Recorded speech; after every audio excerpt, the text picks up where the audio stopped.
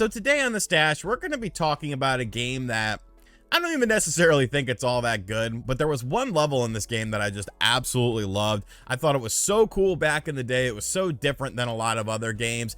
And in retrospect, maybe this game doesn't play all that well, but I think this level was just such a cool level that I wanted to talk about it briefly. And of course, I'm talking about Mission Impossible for the N64. Now, Mission Impossible got a big jolt in the ass with a new movie with Tom Cruise. Well, I almost said Tom Hanks. Tom Cruise. Could you imagine Tom Hanks as Ethan Hunt being like a super secret spy? But this movie was a rousing success. I remember seeing it in the theaters with my friends. Just a really solid movie, a really fun movie. And of course, you got to get a game sort of based on that. Now, what's interesting is I don't think they had the license to have Tom Cruise play Ethan Hunt in the actual video game, because the dude that you play as, he's named Ethan Hunt. There are sort of levels that remind you of the movie, but like the face, I don't know. It's not very hunty in terms of the visual style of your character that you're playing as in this game in relation to Tom Cruise.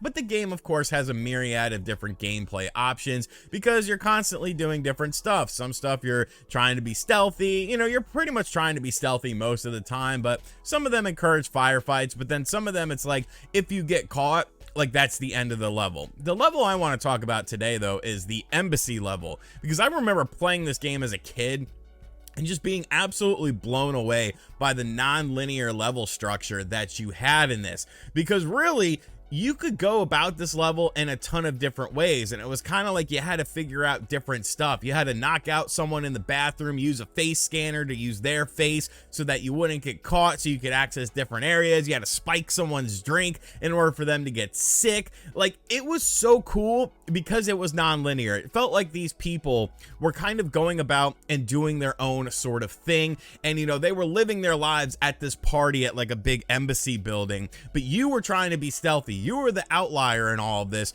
trying to figure out how to get to the secured area that you need to take out the dude that you needed to take out. I absolutely loved this level, trying to figure out every different thing, figuring out different ways on how you could tackle the level was just so much fun. Like, it was just so unique and so different in most of the games you had played up until that time.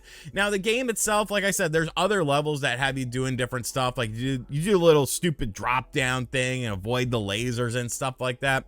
Like, it's fine, but it's definitely an N64 game in terms of visuals and in terms of the controls, because the controls in this game, I mean, they're not very good. Like, that's the easiest way to say it. They're clunky, they're cumbersome, they're early sort of 3D third person game, and like, it's fine, you can adjust to it, but it never feels like silky smooth. It never really feels like you have total control of Ethan. He's kind of just doing his own thing, and you're trying to do your best job in order to make him go where you need him to go and do the thing that you need him to do. Graphically speaking, you know, it's a blurry game. It's something that plagued the N64. No high-res textures or expansion pack support because, well, I mean, this game came out before the expansion pack was a thing.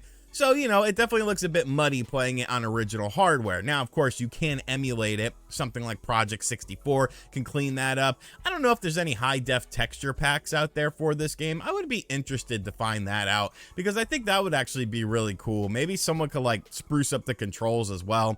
But really, for me, this game was never about the whole game. It was about that embassy level mission, because it was just so unique. And how you went about it, it was so unique in trying to figure out everything and do the right thing at the right time with the right person and make sure that person's in the bathroom so you can knock them out, or else like you had to start over. Like, that was it. It was done. You didn't have another chance. I really liked that level, and I wish more of the game was like that. I wish more of the levels in the game were this pseudo open thing where you had to be like a secret agent, man. It wasn't about guns. It wasn't about this, that, or the other. It was about using your brain, using your wit, using your environment and your surroundings around you.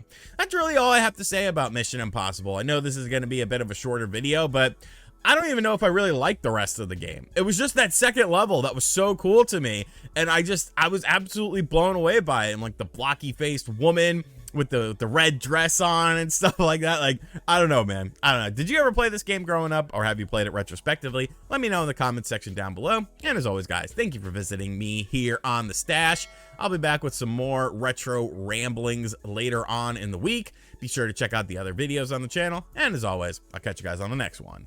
Later.